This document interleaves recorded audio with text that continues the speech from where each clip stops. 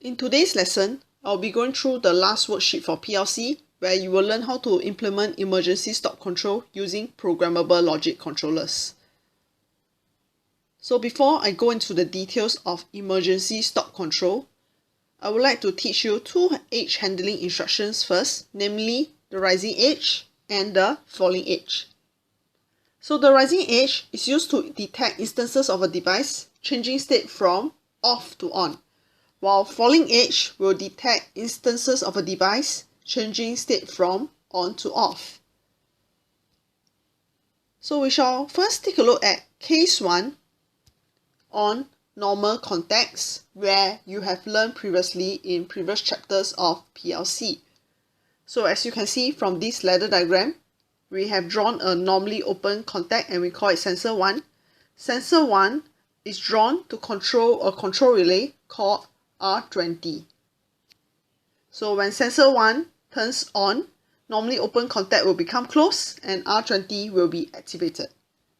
When sensor 1 is off, it will stay in its original position, which is normally open, hence R20 will be off. So how do I translate all this into this logic diagram over here, where 0 is off and 1 is on? So for example, if sensor 1 initially is off, okay, it will stay normally open, hence R20 will also be off. However, when sensor 1 turns on, normally open will become closed. Okay, so sensor 1 turns on, normally open will become closed and R20 will be activated. So R20 will just follow how sensor 1 behave. And when sensor 1 is off, it will go back to its original position, which is normally open, and R20 will be off. So when sensor 1 goes off, okay, R20 will also be off.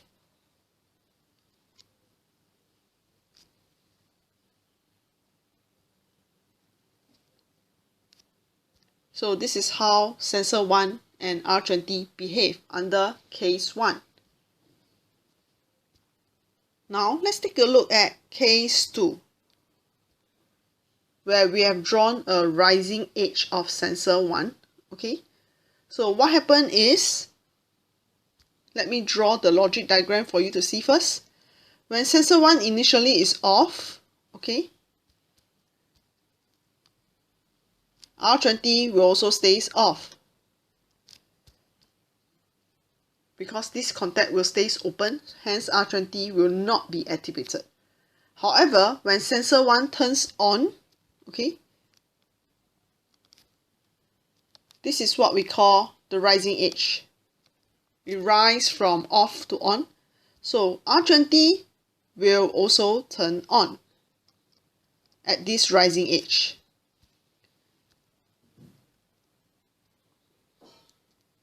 So sensor 1 may be turning on for a long while, okay, and then goes off. So how do we draw the behavior of R20 here? As you can see, when sensor 1, okay, rising edge is on, okay, R20 will be activated. However, it will only be activated for a short while only, okay. So it can be as short as 1 millisecond. Depending on the cycle time or the scan time of the PLC, and then it will just goes off.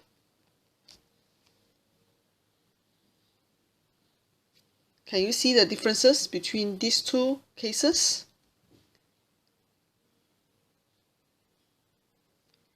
Let me explain again for case 2. So you can see that we have drawn a rising edge for sensor 1. So what happened is, R20, okay, will only turn on for a short while when sensor 1 rise. So you can see from the diagram over here, when sensor 1 goes from off to on at the rising edge, R20 will turn on, but only for a short while, depending on the cycle time or the scan time of the PLC.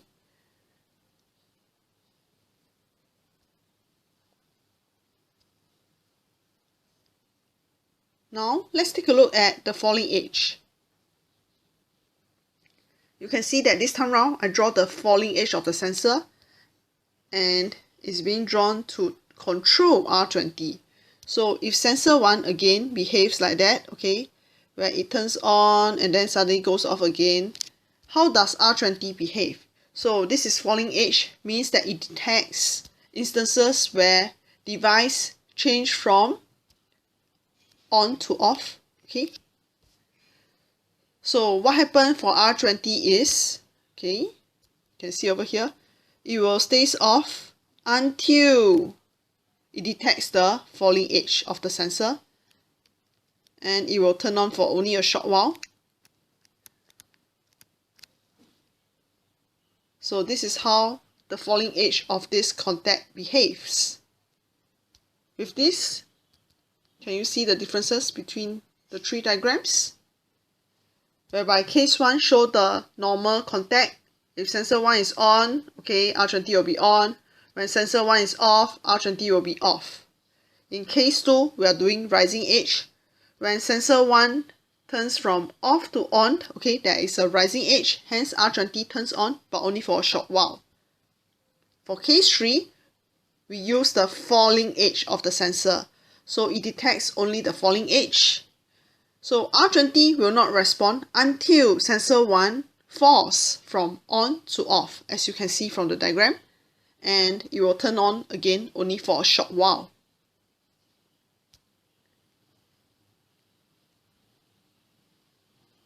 So with this, let's go to example 1.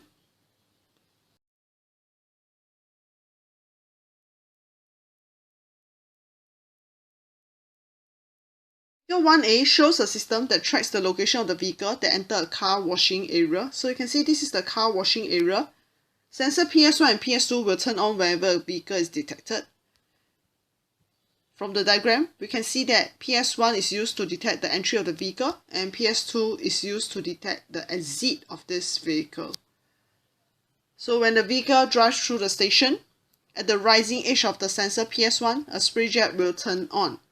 So you can see that when the vehicle enters this car washing area over here, PS1 will change state from off to on as it has detected the vehicle. Hence, we are using rising edge of PS1 sensor. The spray jet will continue to be on and will turn off at the falling edge of PS2. So let's take a look at this diagram again. You can see that PS2 is mounted at the exit of this car washing area.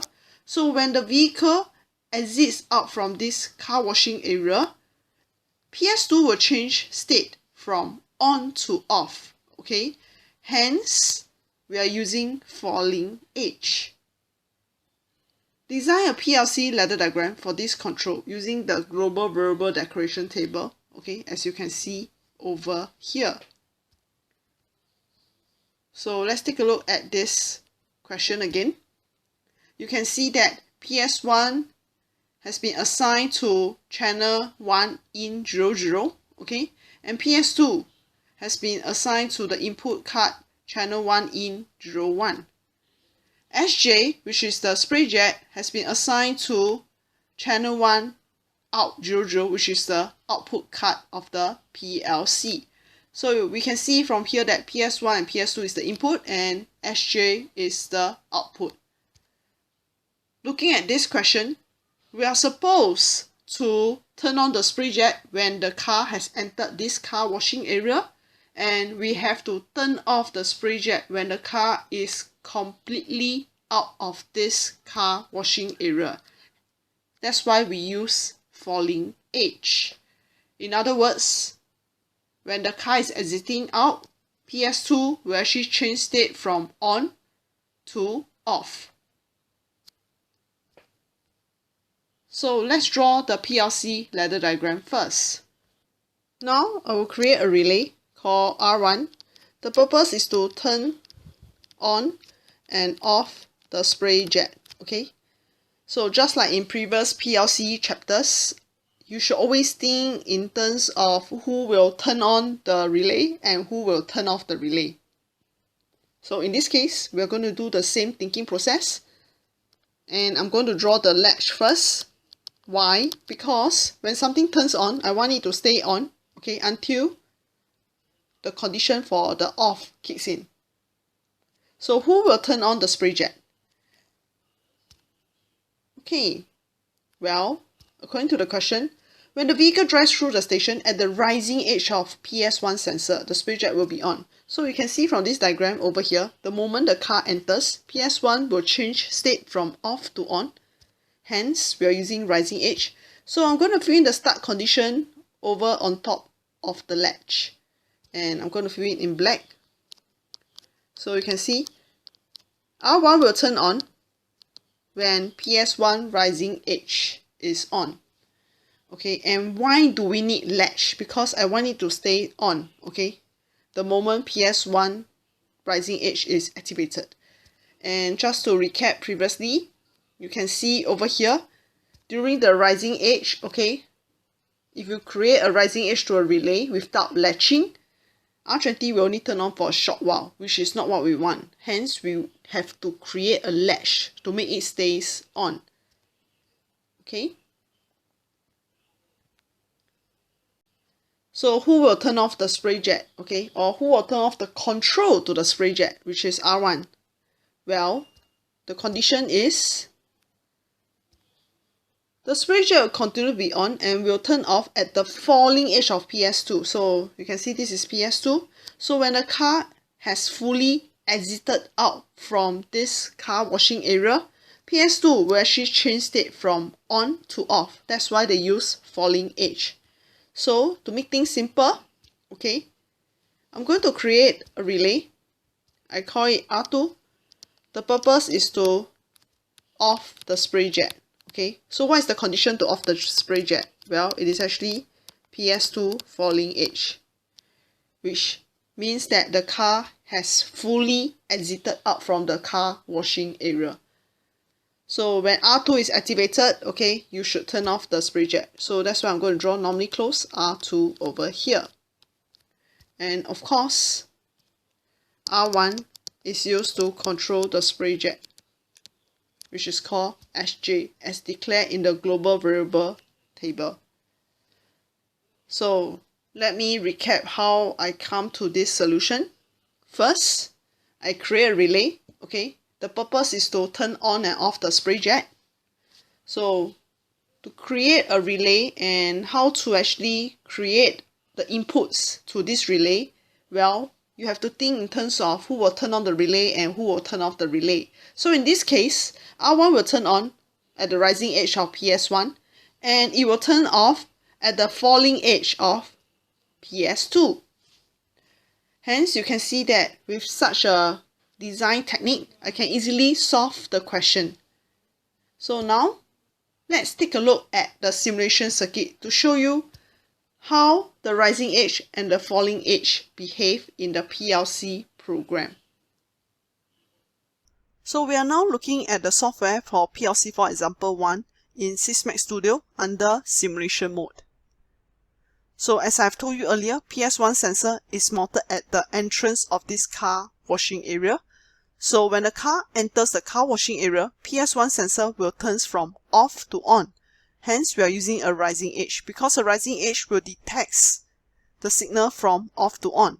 So when that happens, R1 will turn on and the spray jet will be activated. So let's watch this now. So now the car has entered the car washing area, the sensor detects it, it changes state from off to on, and R1 is on and the spray jet is activated. So, because PS1 rising edge is just a pulse signal, R1 is continuously on because of this latching. So hence, you know why we need a latch in this scenario. So when the car is completely out of the car washing area, you will see that PS2 sensor, which is mounted at the exit of this car washing area, will turn from on to off. Hence, we are using a falling edge. So imagine now that I have a car and it is slowly exiting out of the car washing area. So when it is slowly exiting out of the car washing area, PS2 will actually turn on to detect that the car is exiting out of the car washing area. However, when it is completely out of the car washing area, PS2 signal will turn off. Hence, we use a falling edge to detect that, because falling edge detects the sensor when it changes state from on to off. So, you can see that when PS2 sensor turns from on to off, to show that the car has completely exited out of the car washing area, R2 will be activated momentarily, because whenever we use rising or falling edge, it is always a pulse signal, and because R2 activated momentarily, normally close will become open and R1 will be off. However, because this happens so fast, you can't really see R2 being activated. However, you can see that R1 will be turned off the moment PS2 change state from on, which is what it is now, to off. So let's watch this, which I'm going to turn PS2 sensor off. And you can see that R1 is now off. Hence, the spray jet is off.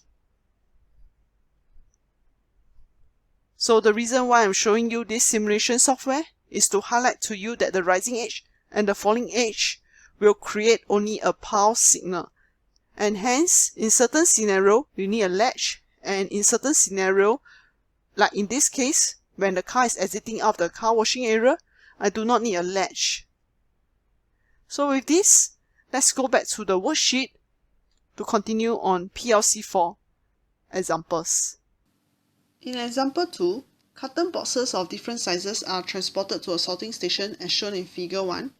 So we can see this is the sorting station where there are 3 sensors implemented on this station, and the purpose of these 3 sensors is used to detect the type of boxes, as you can see over here in this diagram.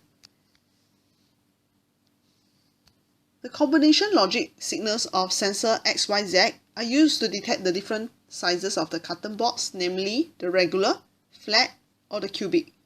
Sensors will give a logic 1 whenever they detect a box. So whenever the appropriate combination of sensor signals Y and Z are presented at the rising edge of the signal of sensor X, the following counters will be triggered to count the number of the respective type of boxes. So counter 1 is used to count the number of regular boxes, counter 2 is used to count the number of flat boxes, and counter 3 is used to count the number of cubic boxes. A reset push button, reset PB, is used to reset the counters at any time.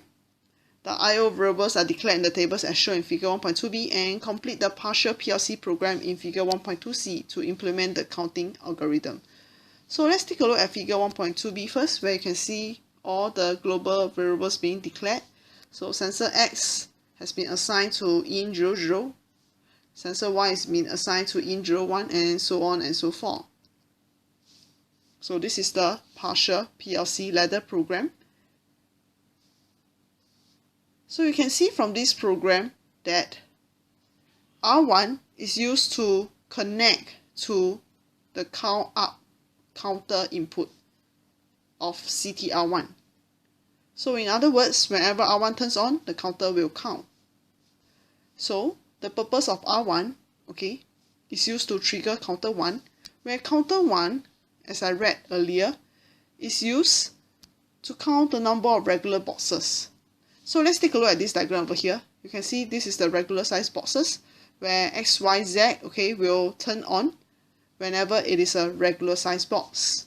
And according to the question, it says that whenever the appropriate combination of sensor signals Y and Z are presented at the rising edge of sensor X, the following counters will be triggered. So sensor X must be drawn as a rising edge. So earlier I told you that counter 1 is used to count the regular size box, okay, and the purpose of R1, okay, is used to trigger this counter so that it will count the number of regular boxes. Hence, R1 is used to detect whether the box is regular or otherwise. So what are the conditions for it to turn on? Well, first, as I told you, sensor X must be a rising edge.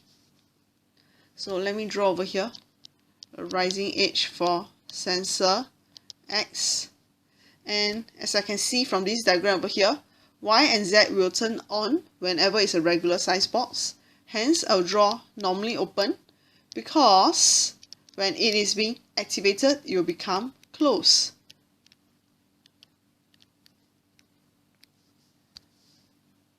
So I have completed the PLC ladder program for counter 1. So let me recap again what I have just done. First, R1 is used to detect whether the box is a regular box, and the question told me that sensor X must be a rising edge. So that's why I draw a rising edge for sensor X. And why do I draw normally open for sensor Y and Z? Well, the reason is because if it is a regular box, Y and Z will be activated. Hence, when I draw normally open, it will become closed when it is a regular size box. Next, let's take a look at the next counter 2. And counter 2 is used to count the number of flat boxes. So let me label them first before I forget. And again, R2 is connected to the input CU of the counter 2. So whenever R2 is activated, counter 2 will count up once. So the purpose of R2 is used to detect whether is it a flat box.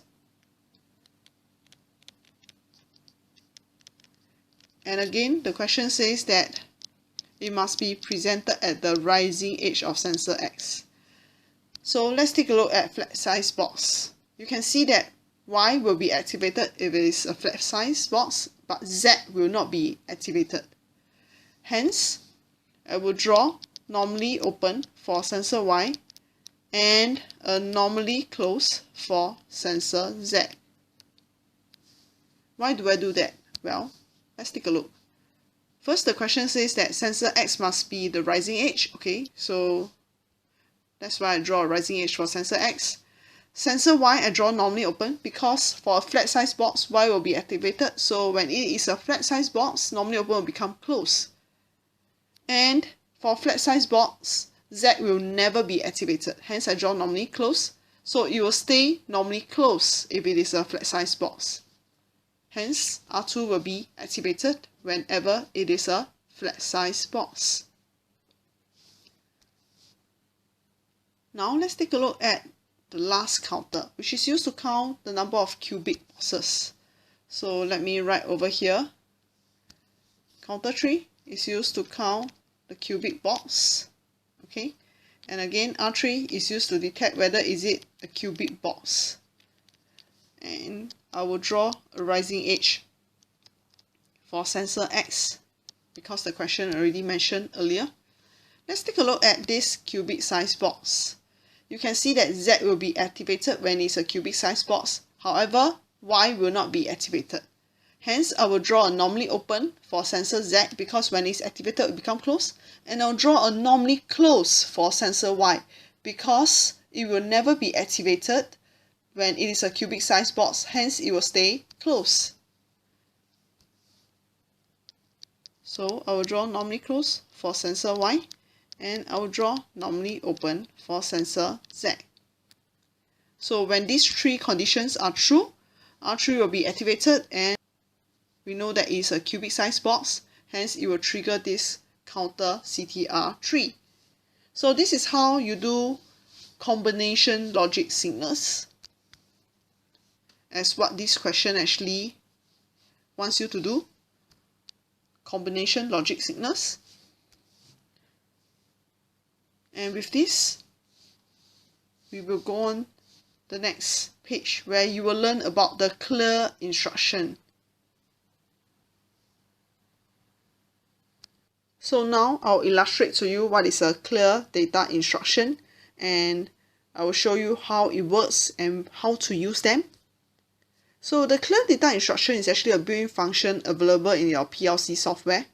And as you can see from this ladder program over here, when this condition is being activated, what happened to this clear command is whatever variable name you put here, the data will be initialized to 0.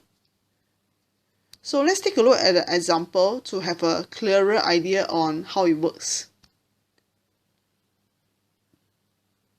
So you can see in figure 3a, we have this ladder program. LD stands for ladder.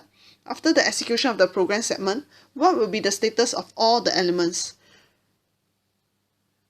Let's take a look at this declaration first. You can see that I declare relay as a name of Boolean type and there are 16 elements in it. In other words, I'm actually declaring the relay as an array of Boolean type. So what it meant is I have relay 0, okay, the first element, relay 1, and all the way to relay 15,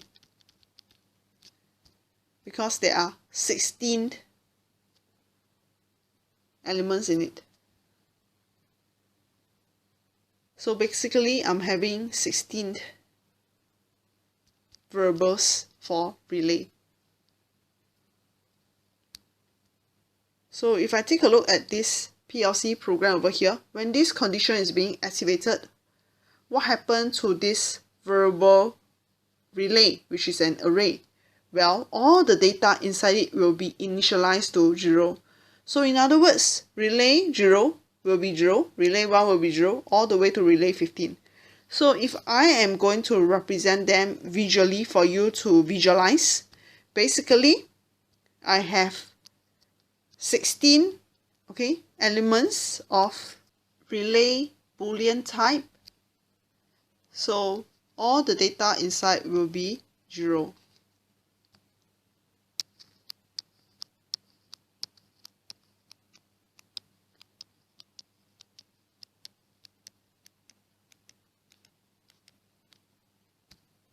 So you can see that this clear function will actually initialize all the data of relay to be 0. So now I'm going to go through one example with you to show you why this clear command is very useful in implementing emergency stop control, as we are going to illustrate to you in example 5.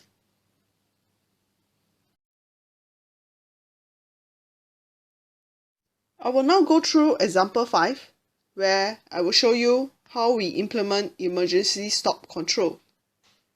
So figure 5a shows a PLC control parts filling station implemented from a hopper by means of two pneumatic cylinders, cylinder A and cylinder B.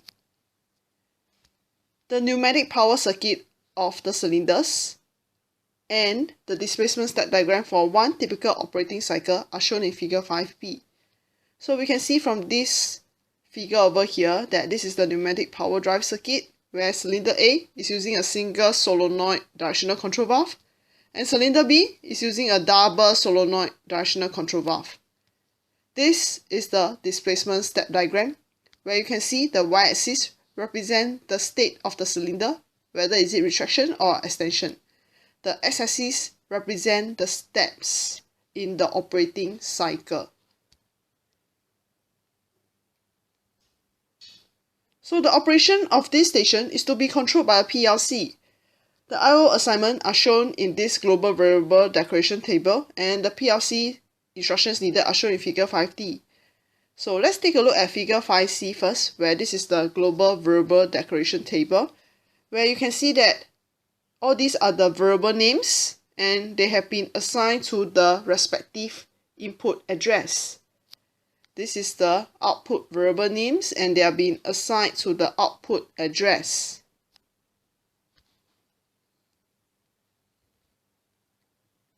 And in figure 5D, they give me this PLC instruction, which is the get 1S clock, to create 1 Hz pulse. I will explain this later on how this works. First, let's take a look at part A of the question. Write down the motion sequence in one typical operating cycle in abbreviated notation form, indicating clearly the read switch and the timer signals for initiating each cylinder action. So Let's try and do part A first, where I'm supposed to write down the motion sequence. So to do part A, I will fill in the blanks in this section for the motion sequence. And first, I would like to copy and paste the displacement step diagram over here so that I can actually do the motion sequence diagram easily. Now I have copied over the pneumatic power circuit of both cylinders and the displacement step diagram over to this page so that I can actually do this motion sequence easily. So before I start drawing this motion sequence, let's take a look at the question again.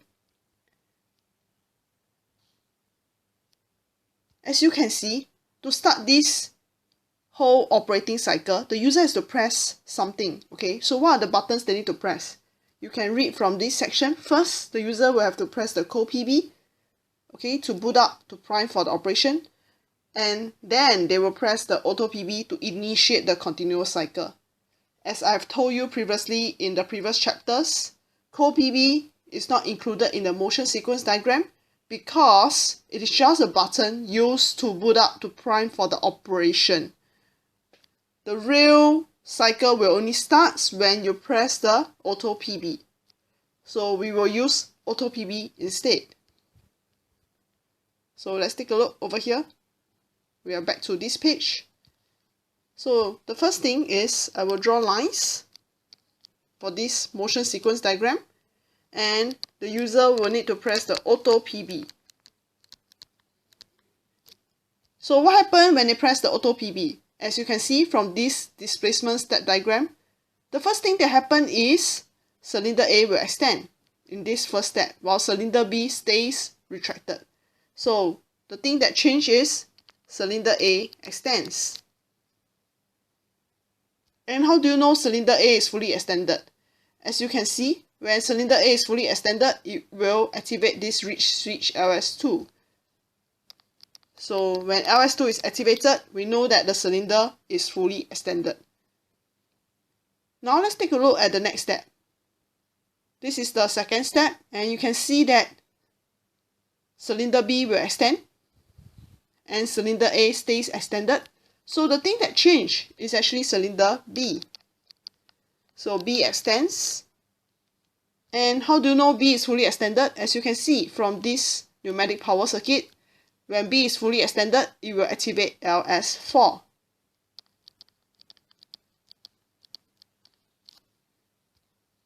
So what happened in the third step? In the third step, you can see that the cylinder stays at the position it was previously in. The only thing changed is everything stays there for 2 seconds, as you can see over here. So we will write down here, it will dwell here at 2 seconds.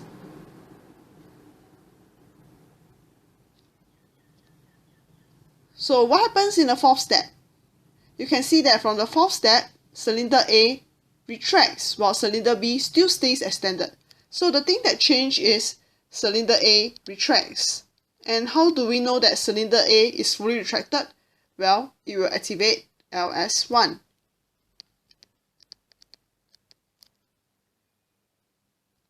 And finally, let's take a look at the fifth step. We can see that the thing that changed is cylinder B retracts while cylinder A stays retracted. So cylinder B retracts. And how do I know that it's fully retracted? Well, it will activate LS3. So since this is a continuous cycle, and as I told you previously, we always bring the last condition to the first. So we will put here plus LS3 first, and I will draw this arrow to represent continuous cycle.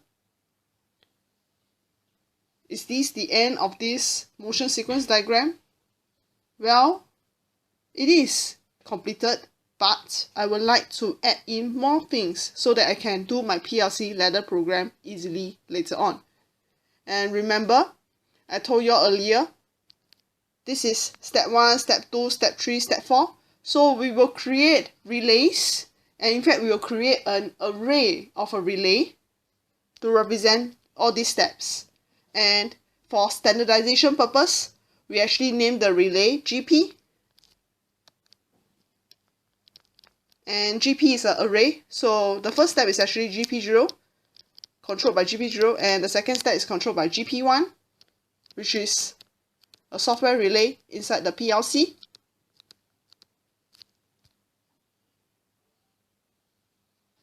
So GP0 will make A as 10, GP1 will make B as 10, GP2 will make A retract, and GP3 will make B retract.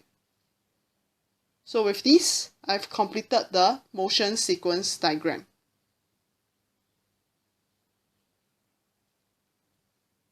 Now we shall take a look at part B of the question.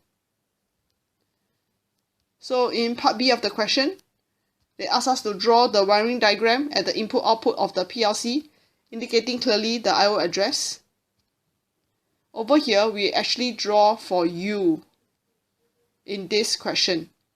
So you can see that we actually draw this wiring circuit completed for you. And how do we know that auto PB has been wired to channel 1 in 00? Well, actually we draw this based on this global verbal declaration table, as you can see over on this page. So you can see we have already assigned auto PB to be in 00, LS1 to be in 01, and so on and so forth. So this table tallies with the wiring diagram.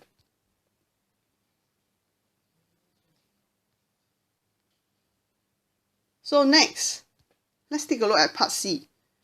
We are supposed to design a PLC ladder program based on the shift register technique, which we have learned in PLC3, to achieve the control incorporating the following fringe condition: the cold PB, the auto PB to start the initial continuous cycle, and the continuous cycle will stop when the stop PB is pressed.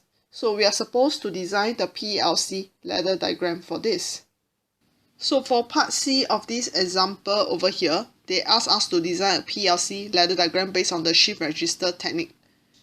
You would have realized that we actually provided you the answers on the subsequent pages, where this is the PLC ladder diagram for the implementation of the motion sequence diagram that we have drawn earlier. The only thing that is missing is the emergency stop, which is in part D of the question. So how do we come to this entire PLC ladder diagram for part C? Well, I'm going to start onto a new page and show you how I derive all this, and after that, then I will go back to this page to show you how we implement E-stop according to part D of the question. So now I will just work on part C ladder diagram. Even though the answers are provided to you, I'm going to show you step by step, on how to do this part C of the example over here.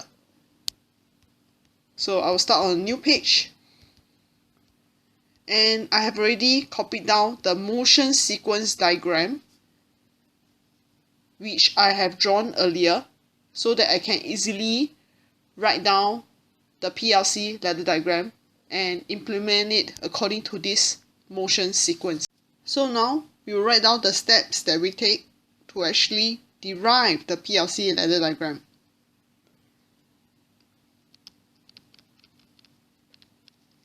So the first step is to check whether is it a continuous cycle.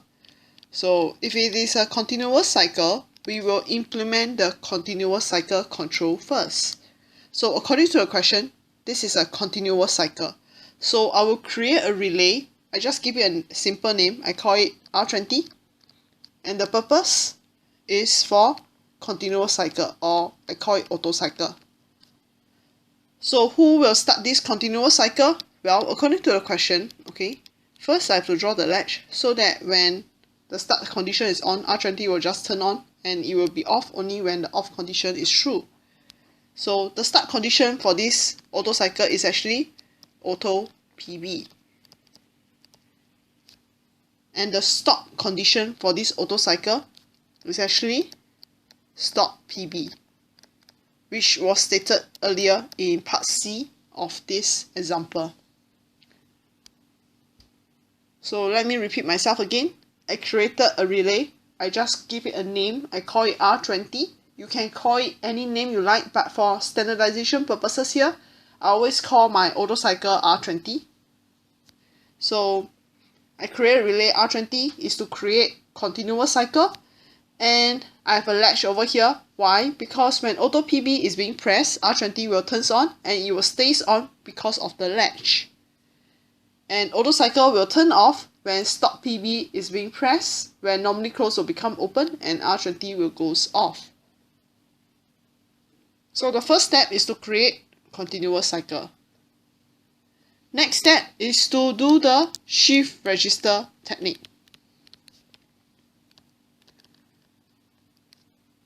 So how do I do this shift register technique? As you can see over here in this motion sequence diagram, I have an array called GP and there are 4 elements in it so far.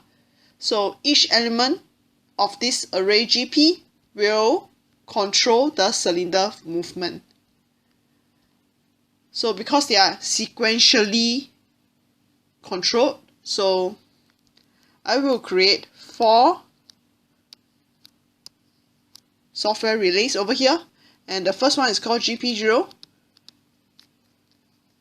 second one is called GP1, third one is called GP2, and the fourth one I call it GP3.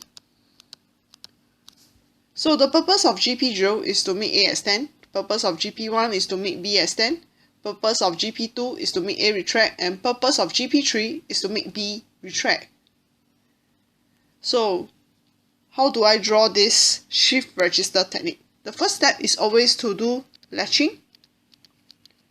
So I do the latching for the first group, followed by the second group, okay, which is GP1, and so on and so forth.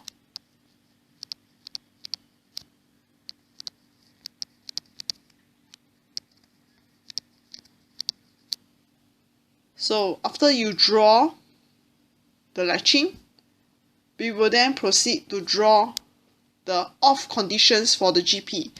Okay, and just an analogy that I have been telling you previously in PLC chapter 3, you just need to imagine they are in a relay race where there are 4 runners over here. Why 4? Is because this operating cycle requires 4 steps. Okay, so this is like a track and field relay race, and this is just an analogy. So when will GP0 turns off? Just imagine GP0 is the first runner, okay, of this relay race. It will run towards GP1 and it will automatically stop when it passes the baton to GP1. So I would say that the off condition for GP0 is actually GP1.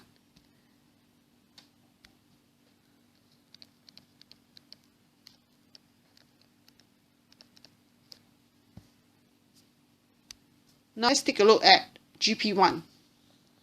What is the off condition, which I'm going to fill in over here in the PLC ladder for GP1? Well, as you can see in this relay race, GP1 will run towards GP2. So GP1 will naturally stop the moment it handed over the baton to GP2 and let GP2 continue the race. So GP1 will stop when it reaches GP2. So GP2 is the off condition for GP1. So with this in mind, you do the rest for the following.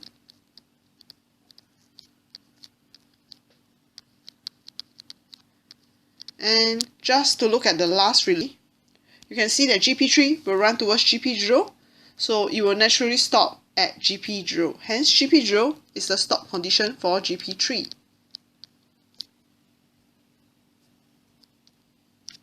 So now that I have filled in the off conditions, I will now fill in the start conditions.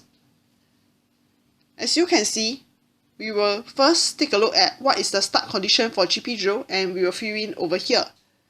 So let's take a look.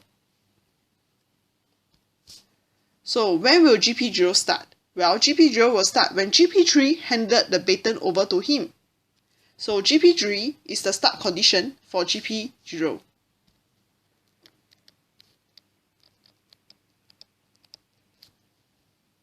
And what is the start condition for GP1? Taking a look at GP1, when will GP1 start to turn on? It will only on when GP0 handed over the baton to him. So GP0 is the start condition for GP1. And you can go on to do the rest yourself using the same method. So now I've already filled in the template for the shift register technique. Now I will continue to fill in the start conditions of this shift register technique. So now I'll look at this motion sequence diagram over here. So this is GP0. What are the conditions that will trigger the start of GP0? Well, first it must be the auto cycle, which is R20 over here.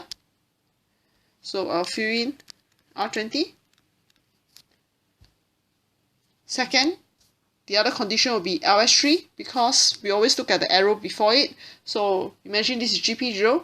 First, it will be triggered by the auto cycle. Second, it will also be triggered when LS3 is activated. So LS3 is also one of the start condition for GP0. Now we take a look at GP1. So who will trigger GP1? Look at the arrow before it, which is LS2.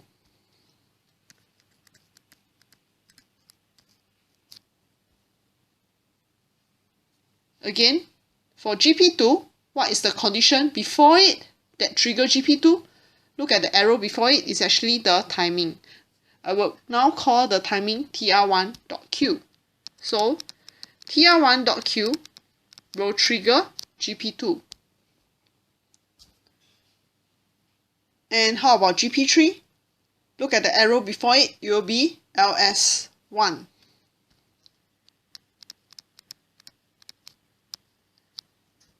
So now that I have filled in the shift register technique, I realize that GP3 will never turn on because initially GP0, 1, 2, 3 will be off.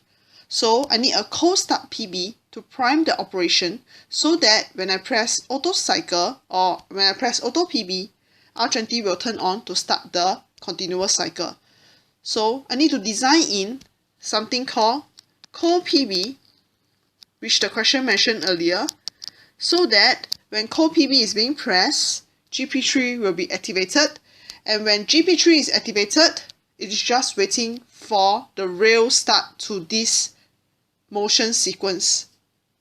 So it will just be waiting for auto PB to be activated so that R20 is on, and when R20 is on and LS3 is activated and GP3 has already been activated by the cold PB, GP0 will then turn on to start this motion sequence.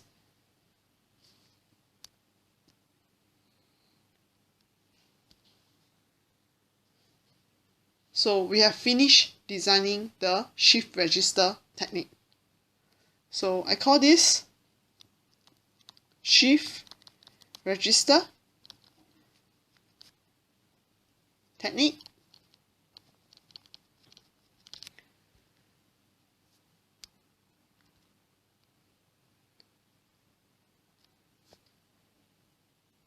So after I implemented this shift register technique, what should be the next step? Well, the next step is to draw any timer or counter if there is. And I realized that I have one timer over here, TR1.Q. So the third step is to draw timer or counter if there's any.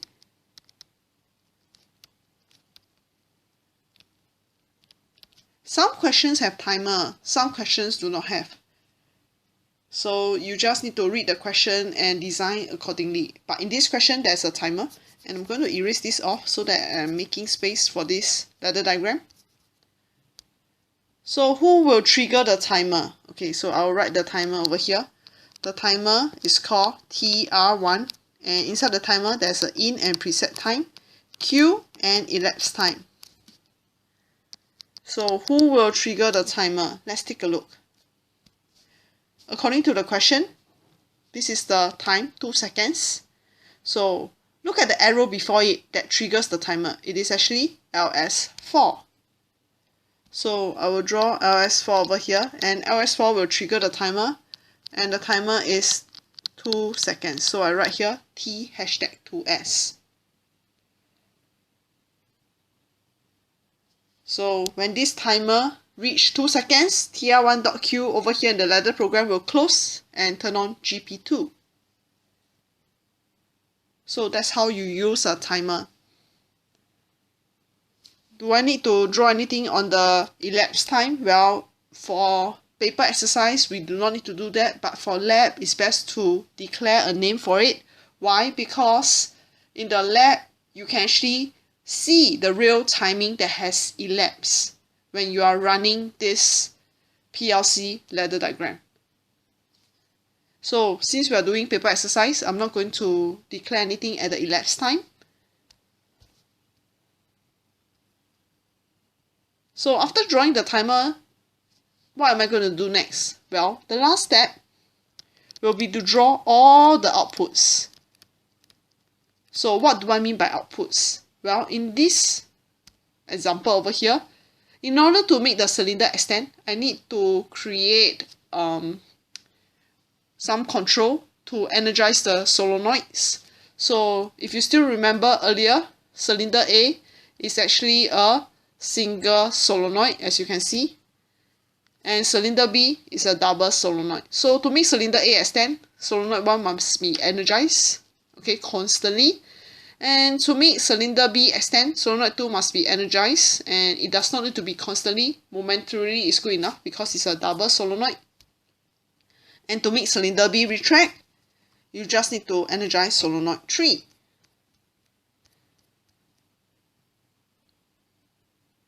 So as we have seen earlier, cylinder A is being controlled by a single solenoid directional control valve. So for single solenoid, if you still remember, we need a special circuit, okay?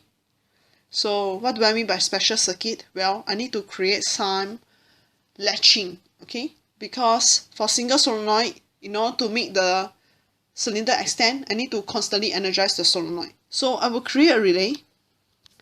I call it GP4. The purpose, okay, is to make cylinder A extend and retract.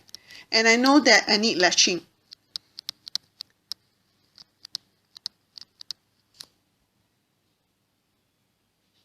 So the relay name is called GP4.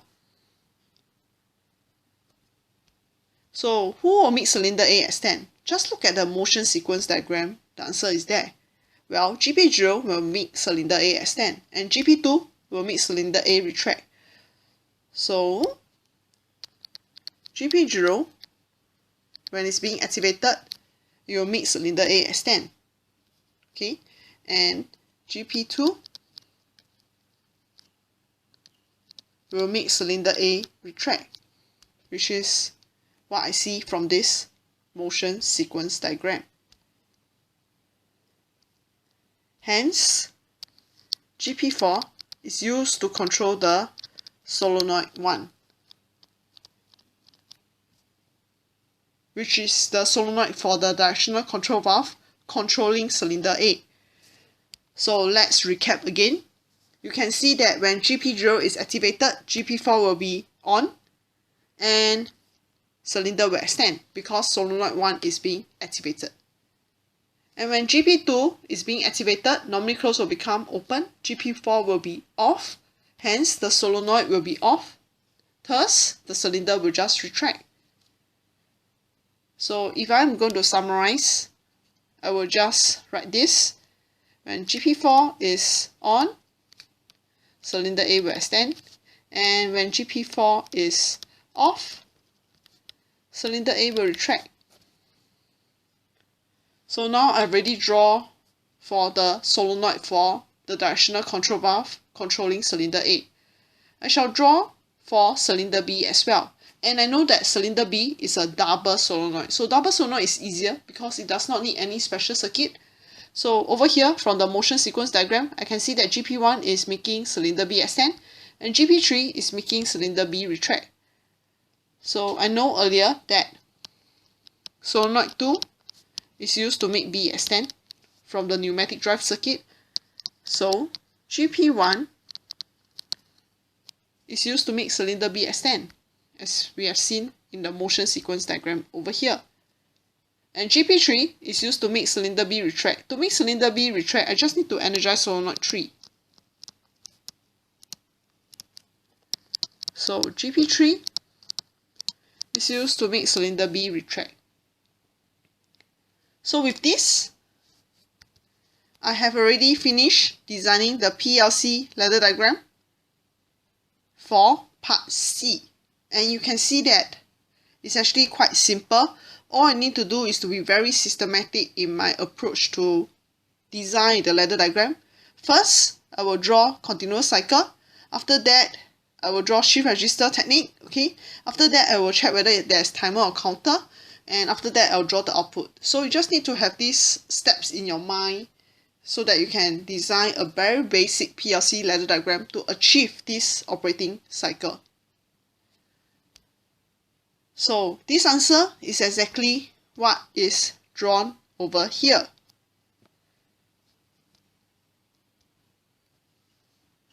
Now, I will go on to do part D of the question, which is to implement emergency stop control. So over here in part D, we are supposed to design the e-stop control. So for us to write down the PLC ladder diagram easily to implement this e-stop control, I actually copied the entire paragraph here and pasted onto the page where we designed the ladder diagram so that we do not need to keep scrolling up and down. So this is where I have copy and paste over. So the first step, they say when an emergency stop switch is activated, the emergency mode will be active and the following logics will be executed. So first, I would like to create a relay. I call it R21 and the purpose is the e-stop mode. So who will turn on R21? Well, it's very obvious. The answer will be the e-stop switch. So you can see that when the e-stop switch has been activated, normally open will become closed and R21 will turn on. In the very first step, they say the auto cycle will halt immediately. So where is my auto cycle in this ladder diagram? Well, earlier I have shown you that R20 is actually the auto cycle. So I'm supposed to stop my auto cycle. So when e-stop switch is activated, R21 will turn on. Hence, I will draw R21, normally close over here, as one of the stop condition for R20. So you can see that when e-stop switch is being activated, R21 will be activated, normally close will become open, and R20 will be off. Hence, I have successfully made the auto cycle halt immediately. Next, they said that a hazard light LB will be blinking at 1 Hz. Over here at the ladder diagram, they already draw the output light bulb over here. So I need to make this light bulb blink when emergency switch has been activated. So how do I do that? First, I know that one of the answers will definitely be R21 because when e-stop mode is being activated, okay, which is R21, normally open will become closed and light bulb will turn on. But in this case, I want to make it blink. How do I make it blink? Well, earlier, they actually give me an instruction to do that or a function to do that. So, they said, to create a 1 Hz pulse, just use this function, get1sClock, which is a built-in function inside this PLC software. So, I need to make it blink. Now, I'm going to insert in this function to show you how to make it blink. All I need to do is to call this function, which is called get1sClock. It's a built-in function inside of PLC software. So what happens is this block here will blink or will turn on and off at the rate of 1 second. Hence, the light bulb will just blink accordingly to this frequency, which is 1 second clock. So I have already made the light bulb blink. Next, all the shift register bit will reset. Well, what do we mean by shift register bit? If you still recall earlier, I told you that all the GPs over here is actually part of the shift register technique to implement sequential control. So the shift register bit they're referring to is all this GP. And now is the best time I can use this clear command which I've learned earlier. So how do I use them? Well, first, call the clear function. And what is the condition to trigger this clear function? Obviously, it will be the e-stop mode, which is R21. So when R21 is activated, clear command will be activated. So GP is just an array. So all I need to do is write the word GP over here. And what happened is all the values inside all this GP array will be initialized to 0. So when it's initialized to 0 means it's off. So when it's off, all this control over here will be open. It will stay open because it's off, and hence none of the solenoids will be activated, and hence you can see that cylinder A will retract immediately while cylinder B will halt at end of stroke position. Okay, I want to explain this further. What do we mean by cylinder A will retract immediately? Well, as you can remember, cylinder A is being controlled by a single solenoid directional control valve. Hence, if GP4 is off, okay, because it's part of the array of GP, and when you do the clear function, you're actually making it off. So when GP4 is off, solenoid 1 will be off. Hence, the cylinder will immediately retract because this is a single solenoid directional control valve. However, for cylinder B, we are using double solenoid directional control valve. Hence, even though both controls to these two solenoids are off, okay, because GP1 and GP3 is off, both solenoids are off, the cylinder will just stay in its last position because we are using double solenoid for directional control valve. Hence, they use the word, it will stop at end of stroke position, which is the last position it was being programmed to be. So we have completed the first part of this emergency mode. We will now take a look at the second part of this emergency mode where we will do recovery. So to do recovery from this emergency mode, first the e-stop switch must be released. Okay, I would like to emphasize again, this emergency stop switch is actually a detent switch. So when it's pressed, it will stay there, and you have to release it to recover from this e-stop mode. However, that is not good enough. You also have to press the reset button, okay, so that everything will go back to its original position. So in other words, I will just write down over here, e-stop switch is activated when there's an emergency mode.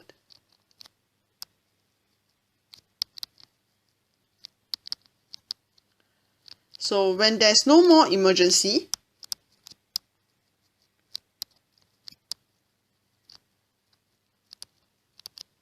you have to first step, release e-stop switch, and second step is to press reset button. So earlier we have already designed R21 to be of e-stop mode, so I need to insert in the reset button over here so as to deactivate or recover from this e-stop mode, okay, when e-stop switch is first released, and secondly I have to press the reset button. Now I would like to go to the PLC software simulation to illustrate to you why we have to use the dominant on logic to design this PLC ladder diagram to incorporate the reset button. So let's take a look at the PLC software first. We will now take a look at the e-stop ladder program running on Sysmax Studio under simulation mode. So over here, we will analyze two circuit design, which is the dominant on and the dominant off. We will then decide which is the best approach for this e-stop implementation. So now, let's take a look at the dominant off design first. So consider this scenario. When someone pressed the e-stop switch because of an emergency, R21 turns on, And when R21 turns on, everything should stop because there's an emergency right now. So when there's no more emergency, the e-stop switch has to be released. Okay, and R21 is still on because we need a second confirmation to confirm that there's no more emergency. So this second confirmation lies in this reset button. So when reset button has been pressed as a second confirmation, emergency mode will be off. So from first glance, this dominant off control looks okay for e-stop implementation. However, let's think of this scenario, which I'm going to tell you right now, and then you decide whether it is okay for e-stop implementation. So consider this scenario right now. When someone pressed the e-stop switch because of an emergency, R21 turns on. However, if someone carelessly pressed the reset button at this point of time, even though e-stop switch is still being activated because of an emergency, what happens to R21? So let's take a look if someone carelessly pressed the reset button right now, even though there is still an emergency because of this e-stop switch being pressed. So you can see that when the reset button is being activated, the emergency mode will now goes off, even though the e-stop switch is still being pressed. So this is a very dangerous scenario because there is actually a real emergency because someone pressed the e-stop switch. However, in our program, R21 is already off because someone carelessly pressed the reset button. Hence, we will not adopt dominant off control for emergency implementation because it is actually very dangerous. Now, we shall take a look at the dominant on control to decide whether it is also okay for this e-stop implementation. We will now take a look at the ladder program for dominant on control. So consider this scenario right now when the user pressed the e-stop switch because of an emergency. So R21 will turn on and it will stay on. So when there's no more emergency, the user will have to first release the e-stop switch. Okay, but R21 is still on because in e-stop implementation, we always need a second confirmation to confirm that there's no more emergency before we off this R21 software relay, which is used to represent emergency mode. So the second confirmation lies in this reset button. So the user has to confirm that there's no more emergency. Hence, you will press the reset button and R21 will be off, as you can see over here. So again, from first glance, dominant on control looks okay for e-stop implementation. Now we shall consider the second scenario, where there's an emergency right now, the user press e-stop. However, someone carelessly pressed the reset button. So imagine when someone carelessly pressed the reset button, even though e-stop switch is still being activated because of an emergency, what will happen to R21? So let's watch when someone carelessly pressed the reset button. R21 still stays on because e-stop switch is still being activated because of an emergency. So in this scenario, we can see that the dominant on control gives priority to this e-stop switch, which is what we want, because whenever someone presses the e-stop switch, the emergency mode R21 must be on, which is true in this scenario. Hence, to release the e-stop mode, the user will have to first release this e-stop switch. Secondly, press the reset button to confirm that there's no more emergency. Then the emergency mode will be off. So the dominant on control is the design we want to adopt for e-stop implementation, where e-stop switch takes priority. So let's go back to the worksheet now to see how we can use this design on e-stop control.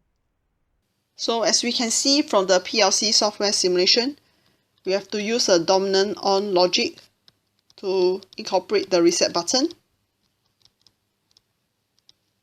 So this is how we do recovery, whereby first you press the e-stop switch. After that, when emergency mode has been activated, everything will stop. And when you want to recover from this e-stop, you have to first release the e-stop switch and then after that press the reset button to confirm that there is no more emergency. So looking at the question, it says that when the reset PB is activated upon the falling edge of e-stop mode, the cylinder B will be driven back to its home position. So what do they mean by this? Okay, so if I draw for you to visualize, I'll draw in black. So when the user, okay, first press e-stop mode, okay,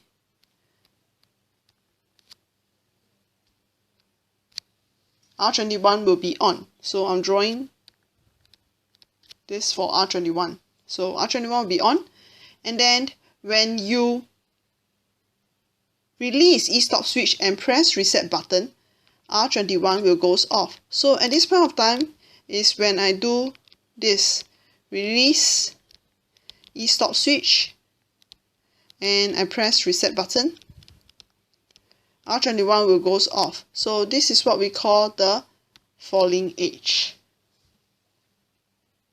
So when e-stop mode has gone from on to off, okay, so now I will draw a relay. I call it R22, okay, and this is when I'm doing recovery, which is release the e-stop switch and you press the reset. Okay, how do I know that? Well, first R21 will goes from on to off, which is the falling edge. So over here, I just wrote the word recovery, okay, as you can see.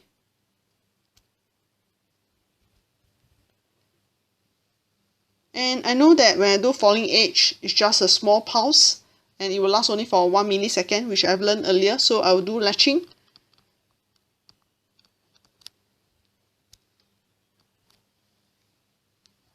So for recovery, which is R22, it will be activated upon the falling edge of e-stop mode. And I need to make cylinder B go back to home position at LS3. So cylinder B go back to home position means it's going to retract. So I'll add in this. Solenoid 3 is to make it retract. So during recovery mode, which is R22, cylinder B will retract. And it says that the hazard light will be remain on and it will turn off as soon as LS3 is activated. So what is the off condition for this recovery mode? When will you stop recovering? Well, you will stop recovering when cylinder B goes back to home position. So you're actually using R22 to control cylinder B to retract, and then it should stop, okay? Which means that R22 will goes off when LS3 is activated. So I will just put over here LS3. And the question also mentioned the light bulb will be on, okay, during this recovery process. So this is where earlier I have drawn the light bulb. So now light bulb must be on, okay. So in other words, it must not go through this get 1S clock, because the moment it goes through it, it will be blinking. So what I'm going to do is I'm going to draw all condition, okay, and I'm going to put R22. So you can see that R22 will be activated, okay, when it's recovery mode, and the light bulb will be on. And R22 will goes off the moment LS3 has been activated. So when LS3 has been activated, it shows that cylinder B has reached its fully retracted position. Hence, when R22 is off, okay, the cylinder will just stop retracting, and solenoid 3 will also be off because the cylinder has already been in its fully retracted position. So there's no point in activating solenoid 3 anymore. Hence, R22 is off when it is at LS3 position. So then the question continues to say, The continuous cycle will be reinitiated by first pressing the cold start push button and followed by the auto PB, which is the original sequence to start this operating cycle. So with this, we have completed this question. So you can see that this ladder diagram is made up into two parts. The first part is where all this auto cycle, shift register, timer, and even output, which you learn in PLC3.